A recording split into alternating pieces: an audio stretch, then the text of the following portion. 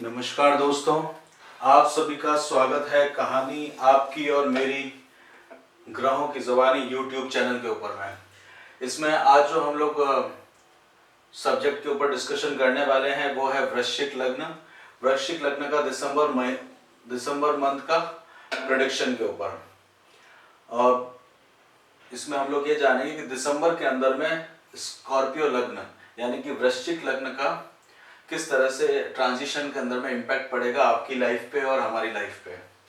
तो इसमें आप सबसे पहले देखिएगा कि जो ये फर्स्ट हाउस है, फर्स्ट हाउस के अंदर में अगर आपका 8 लिखा हुआ है तो आपका स्कॉर्पियो या वृश्चिक लग्न है। वृश्चिक लग्न में अगर कहीं पे 8 लिखा हुआ और वहां पे चंद्रमा बैठा हुआ है तो वो आपकी वृश्चिक राशि है, वो आपका लग्न नहीं है। ये पूरा प्रेडिक्शन जो है वो स्कॉर्पियो और वृश्चिक लग्न के हिसाब से। पहले घर में 8 लिखा हुआ है तो ये आपके लिए है, अदरवाइज आप इसको अभी देखना बंद कर दीजिए। और अगर आपका वृश्चिक लग्न है तो ये आपके लिए बहुत इंपॉर्टेंट है, क्योंकि दिसंबर महीने के अंदर में आपको फोकस करना पड़ेगा अपने शत्रुओं के ऊपर, अदरवाइज आपको आने वाले वक्त में बहुत नुकसान उठाना पड़ सकता है। तो यही सबसे इम्पोर्टेंट है कि हम लोग जो बात करेंगे वृश्चिक लग्न के बारे में, तो आप जानते ही हैं वृश्चिक लग्न का जो है लग्नाधिपति मंगल है। मंगल जो है आप जानते ही हैं सेनापति हैं। और वृश्चिक लग्न जो है वो सूर्य ने दिया था मंगल को। मतलब जैसे मेष लग्न जो है वो तो चंद्रमा ने दिया था मंगल को, पर अगर आप देखा जाए तो मिनिस्ट्री में तो मंगल का, सूर्य का रूल बहुत ज्यादा रहता है इसमें। सूर्य की जो मिनिस्ट्री है या सूर्य के जो मंत्री पद है उसके अंदर में वृश्चिक लग्न का माना जाता है और वो नजदीक भी है। सूर्य राशि जो है चौथे घर में मंगल की राशि आती है, तो इस कारण जो है इनका प्रभुत्व रहता है और पब्लिक लाइफ में बहुत बड़ा इन्फ्लुएंस रहता है। देखिए 5th हाउस ये पब्लिक का लाइफ है, आपका कर्म स्थान है। तो वृश्चिक वालों को पब्लिकली मैंने बहुत देखा है, बहुत ही लोगों से इंटरेक्शन करते हैं। मतलब कई जगह अगर उनके सामने बहुत सारे लोग आ जाए तो ये आराम से उन सब लोगों को टैकल कर सकते हैं। और मोस्टली इनकी लाइफ में मैंने देखा है कि मिनिमम 5 से 10 जने तो इनके साथ रहते ही रहते हैं। अगर जब कभी भी ये कर्म स्थान में रहते हैं तो उनसे इनका डीलिंग बहुत अच्छा रहता है। तो वहां पे इनको थोड़ा सा डोमिनेंट रहता है इनका, परंतु सूर्य के साथ में होने के कारण इनको पब्लिक डीलिंग या पब्लिक लाइफ के अंदर में बेनिफिट देखा गया है। अगर आप इसके अंदर में देखें तो वृश्चिक जो है, वृश्चिक लग्न में 6th हाउस में एक और मंगल की राशि पड़ती है जो कि हेल्थ से रिलेटेड होती है। और शत्रु तो इनके चलते चलते में ही बन जाते हैं क्योंकि मंगल देखा जाए तो मेष राशि जो है वो भी मंगल के अधिपति है, तो वो 6th हाउस में आती है, इसलिए शत्रु इनके बन ही जाते हैं। ये इनका स्ट्रेट बोलना या इनका जो रहता है बहुत चीजों को साफ बोलने के कारण भी लोग इनसे नाराज हो जाते हैं। प्रैक्टिकली देखा गया है कि वृश्चिक लग्न वाले लोग जो होते हैं ये काम करने में विश्वास रखते हैं। मतलब जैसे ही कोई काम आया उसको इमीडिएटली टेकअप करते हैं और खत्म करने में इनका रहता है, रेदर देन कि उसके ऊपर में बहुत पेंडिंग दिख रहा हो। तो मैंने इनको देखा है कि इनको बहुत ज्यादा अच्छा नहीं लगता। तो वृश्चिक लग्न वालों के साथ में यह है कि इमीडिएटली काम हो और काम पे विश्वास इनका बहुत ज्यादा रहता है। मतलब बहुत पेंडिंग नहीं रखते या बहुत उसको लंबा नहीं खींचने का इनका इंटेंशन देखा, इमीडिएटली खत्म करने का काम के हिसाब से रहता है। इसमें जैसे आप और भी आगे देखेंगे तो वृश्चिक के अंदर में शनि की राशि आती है वृश्चिक लग्न में, तो छोटे भाई बहनों में या फिर आपके मदर के हाउस में शनि की राशि है तो थोड़े से उदासीनता रहती है। पेरेंट्स की तरफ से कई बार देखा गया है कि वृश्चिक वालों को उतना अटैचमेंट नहीं मिलता। मतलब क्योंकि शनि जो है वो अपने आप में मतलब डिटैचमेंट के हिसाब से देखा जाता है। और शनि जो है मतलब कुछ भी हो, वृश्चिक वालों को पेरेंट्स की स्पेशली मदर की तरफ से बहुत ज्यादा सपोर्टिवली नहीं दिखता, क्योंकि ये सूर्य के उसमें भी आती है। और वृश्चिक वालों को मैंने देखा है कि ये अपनी मदर के लिए बहुत कुछ करते हैं, बट मदर इनके लिए बहुत उतना चीज नहीं आ पाती, एक्सपेक्टेशंस वैसा नहीं रहता। और दूसरा क्या है कि वृश्चिक लग्न में अपने सिबलिंग्स यानी छोटे भाई बहनों के प्रति भी मतलब थोड़ा डोमिनेंट नेचर रहता है इनका, क्योंकि मंगल मतलब सेनापति युद्ध क्षेत्र में। आप जानते हैं मंगल शत्रु के घर में उच्च का होता है, यानी कि 10th हाउस में काल पुरुष की कुंडली में, तो वो भी इनका बेनिफिशियल इतना ज्यादा नहीं देखा जाता। छोटे भाई बहनों से विचार नहीं मिलते, ऐसा कई बार देखा गया है। दूसरा क्या है, धर्म के हिसाब से देखा जाए तो 4th हाउस में काल पुरुष की कुंडली में वो इनके 9th हाउस में आता है चंद्रमा की कुंडली। तो रिलीजन के प्रति इनका थोड़ा सा अलग सोच रहता है, थोड़ा डीप प्रोसेस रहता है, जिसको एक्सेप्टेंस लेवल नहीं मिल पाता। परंतु ये केंद्र और त्रिकोण के स्वामी होने के कारण इनको थोड़ा चंद्रमा से बेनिफिशियल कई जगह पे मिल जाता है, बट बहुत ज्यादा मिले ऐसा मैंने बहुत कम देखा है। परंतु भूमि खरीदने में या जायदाद वगैरह डेवलप करने में, जमीन से रिलेटेड, क्योंकि मंगल की राशि है और चंद्रमा भी त्रिकोण में है, तो जमीन जायदाद इनके पास में मैंने देखी है। और कई बार इनको अचानक से कई जगह से धन भी प्राप्त हो जाता है, क्योंकि ये काल पुरुष की कुंडली में सीक्रेट मतलब मृत्यु का स्थान भी है और आयु का स्थान भी है, तो यहाँ से हम लोग आयु भी कैलकुलेट करते हैं। और यहाँ पे सडन चीजें होती हैं, तो वो सडन चीजें जो है वृश्चिक लग्न के वालों के साथ में देखी गई है। इनके डिसीजन एकदम सडन होते हैं और बहुत सीक्रेटिव होते हैं। अगर इनसे कोई चीज आप निकलाना चाहो तो थोड़ा मुश्किल होता है, ये इजीली नहीं उस चीज को रिवील करते हैं और बहुत ही सख्त किस्म के होते हैं। इनका चेहरा अगर आप देखोगे तो एकदम आपको लगेगा जैसे युद्ध से ही लड़ते हुए आए हैं, मतलब चेहरे पे थोड़ा सा खुरदरापन दिखेगा। और महिलाओं के अंदर में भी मैंने देखा है कि उनके चेहरे पे रौबदार दिखता है, सूर्य और मंगल का कॉम्बिनेशन दिखता है। और ये कहा जाता है कि अगला व्यक्ति अगर देखा जाए सामने तो इनका स्पाउस जो है वो शुक्र का है, तो वो सुनार के जैसे टक टक करेगा और थोड़ी थोड़ी बात करके बात को बताएगा, और ये एकदम से लोहार की तरह उसको काटते हुए खत्म कर देंगे। कि तो 100 सुनार की एक लोहार वाली बात मैंने वृश्चिक लग्न वालों के साथ में देखी है। तो ये ओवरऑल वृश्चिक लग्न के बारे में प्रिसेप्शन में आ गया। अब हम लोग देखते हैं कि किस तरह से मंथ में यानी कि दिसंबर के अंदर में सारे प्लैनेट्स का ट्रांजिशन रहेगा, कौन किस डिग्री पे रहेगा वो भी देख लेते हैं। सूर्य को देखते हैं तो वो 15 नवंबर से 15 दिसंबर तक वृश्चिक में रहेंगे, फिर उसके बाद धनु में चले जाएंगे। तो वो फर्स्ट हाउस से सेकंड हाउस में आएंगे तो आपके यहाँ पे होंगे। यहाँ पे आपके सूर्य ग्रहण भी हो रहा है, तो सूर्य ग्रहण की रेज यहाँ पे नहीं आ रही क्योंकि भारत में नहीं है। भारत से बाहर अगर आप हैं और जहाँ सूर्य ग्रहण हो रहा है तो डेफिनेटली आपको इम्पैक्ट लेके आएगा। पर इंडिया में और भारत में अगर ये ऐसा हो रहा है तो ये नहीं रहेगा। और आप राजा जो है कर्म स्थान का स्वामी लग्न में आ गया है, तो वो देखने वाली बात है, तो उसका आपको एहसास होगा। फिर साथ के साथ में आपको ये भी लगेगा कि थोड़ा सा आप में कॉन्फिडेंस लेवल बहुत जबरदस्त हो जाएगा। अभी जब अभी 15 नवंबर से 15 दिसंबर तक आपका कॉन्फिडेंस लेवल बहुत ही अच्छे हाइक पे रहेगा। परंतु केतु के साथ में जा रहा है तो थोड़ा सा डिस्टर्बेंस मन में रहेगा। कुछ चीजों को सोचने और समझने के बारे में आपको थोड़ा सा निर्णय लेने में थोड़ा समय लग सकता है। साथ के साथ में देखा जाए तो बुध भी जो है वो 28 नवंबर को लेके 16 दिसंबर तक यहाँ रहेंगे। उसके बाद में वो भी धनु में आ जाएंगे। उसके बीच में देखा होगा आपने पिछले महीने में तो परिवर्तन योग बना था, वो बहुत आपको बेनिफिट दिया होगा, उसने कुछ खर्चा कराया होगा आपका, परंतु वो उसके अंदर में आपको बेनिफिट जरूर दिखा होगा बुध और शुक्र का परिवर्तन योग। साथ में देखा जाए तो केतु यहाँ है तो आपको कुछ केतु के हिसाब से कई जनों ने मुझसे पिछले वीडियो में पूछा था केतु और मंगल का उपाय बताइए, तो आप क्या कर सकते हैं, ध्वजा हनुमान जी के मंदिर में दान कर सकते हैं। क्योंकि केतु मतलब पोल, मतलब आप झंडे का पोल जो रहता है उस पोल के हिसाब से रिप्रेजेंट किया जाता है केतु को, तो वो आप करने से आपको बेनिफिट होगा। और ध्वजा जो रहती है वो चीज, तो अब आप सूर्य के साथ में ध्वजा यानी कि युद्ध की ध्वजा के ऊपर में, और हमेशा मंगल और सेनापति जो रण में रहते हैं उनके साथ में आपने देखा है कि ध्वजा ऊंची रहनी चाहिए, उसके लिए ही उनका प्रयास रहता है। और वही उसके लिए करो या मरो या उस तरह की जीवन के प्रति भी परवाह नहीं देखी जाती है जब युद्ध होता है। तो सेनापति के लिए सबसे ज्यादा इंपॉर्टेंट बात कही गई है। तो वृश्चिक लग्न के अंदर में आपको इस तरह का उपाय करने से केतु आपको ठीक रहेगा, तो केतु का उपाय करेंगे तो थोड़ा सा लिबरल आप होंगे और बेनिफिट आपको मिलेगा।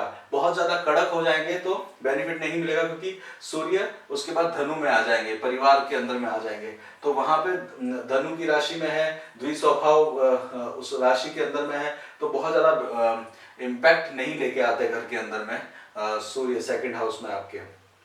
परंतु अगर आप इसमें देखें पंचम स्थान में है, तो सूर्य के पंचम स्थान में आने के बाद में कुछ आपका ग्रोथ कर्म स्थान का अवश्य होगा, कुछ नया नया आपको सीखने को मिलेगा।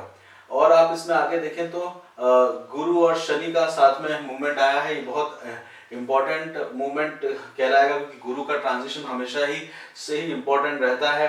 तो वो आपके सेकंड हाउस से आपके पराक्रम स्थान में आया है, छोटी ट्रैवलिंग के स्थान में आया है, तो थोड़ा तीर्थ का मूवमेंट आपका हो सकता है, तीर्थ स्थानों में आपको जाना का मौका मिल सकता है। और साथ में ये कॉम्बिनेशन देखिए कि शुक्र जो है वो भी राजयोग क्रिएट करा है 12th में, काल पुरुष की कुंडली में और खुद के घर में है, तो ये अपने आप में बहुत बड़ा राजयोग बनाता है। साथ के साथ में किसी फंक्शन वगैरह को भी देखा जाए तो वो भी गुरु लेके आ सकते हैं। परंतु शनि साथ में है, तो शनि जो है किसी भी काम को स्लो प्रोसेस में लेके आते ही आते हैं, तो छोटे भाई बहनों से या उनसे जो है थोड़ा सा विवाद के अंदर में बचने का सलाह यहाँ पे दी जाती है। साथ के साथ में घर से 12वें घर में, मतलब जो आपका सुखेश है उससे 12वें घर में शनि और गुरु की युक्ति है, तो सुख में थोड़ी सी कमी होगी, थोड़ा सा माइंड आपका सोचेगा कि क्या करना चाहिए, और उसको उसके बारे में आपको एनालिसिस करने का इसमें दिख रहा है। साथ के साथ में आगे हम लोग बढ़ते हैं तो मंगल जो है वो संतान हाउस में बैठे हुए हैं। साथ के साथ में मंगल जो है आपके लग्नाधिपति आपके देखा जाए तो 8th हाउस में भी देख रहे हैं और शुक्र को भी देख रहे हैं, तो कुल मिला के आप देखेंगे तो स्पाउस की तरफ से भी आपको थोड़ा प्रॉब्लम इसमें आ सकता है, क्योंकि राहु भी वहां पे बैठे हुए हैं। आप देखेंगे तो स्पाउस आपके जो है वो बहुत देखा जाए तो शुक्र की क्वालिटी के अंदर में उनका वो रहता है, चंद्र और शुक्र की कॉम्बिनेशन उसमें देखा जाता है। परंतु अभी वो राहु वहां पे आया हुआ है, तो वो अपनी थोड़ी सी डोमिनेंसी दिखा सकते हैं साथ के साथ में, और वो आपको इम्पैक्ट लेके थोड़ा सा अगर शांत रह के सुनेंगे तो कुछ ना कुछ अच्छे पॉजिटिव रिजल्ट्स आएंगे, अदरवाइज थोड़ा सा नुकसान मिल सकता है। दूसरा अगर आप देखें तो फर्स्ट मंगल जो है आपके शत्रु भाव में है, नौकरी के स्थान में, वहां से 12वें भी गए हुए हैं, तो ओवरऑल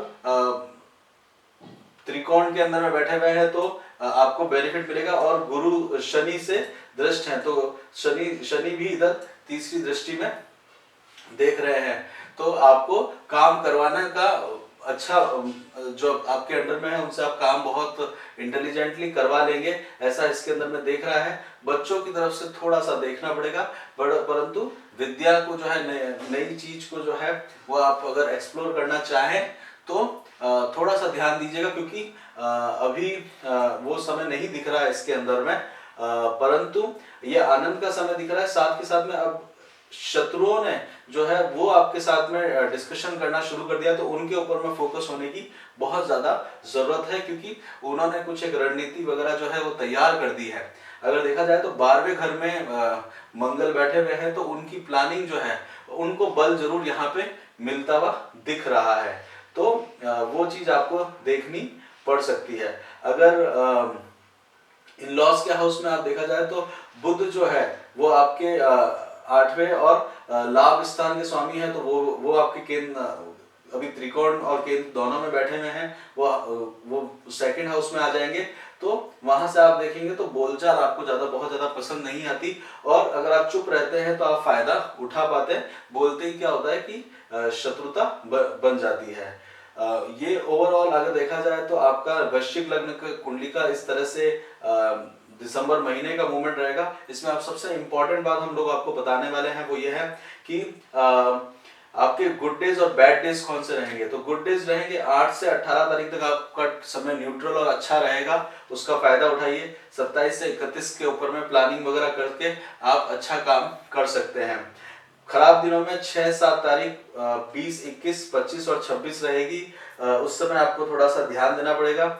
साथ के साथ में 6, 7 तारीख को कुछ खर्चे भी आपको आ सकते हैं, तो वो भी आपको देखने पड़ेंगे। ओवरऑल हेल्थ जो है वो थोड़ी सी गर्म चीजें ना खाएं तो ज्यादा अच्छा रहेगा। जिन चीजों की तासीर गर्म होती है उनको ना लें तो भी बेनिफिट रहेगा, क्योंकि सूर्य साथ में थोड़ा हेल्थ का ध्यान देना ही पड़ेगा, क्योंकि केतु भी वहां पे है। और हो सके तो किसी को कंबल वगैरह दान करने से भी आपको बेनिफिट मिल सकता है।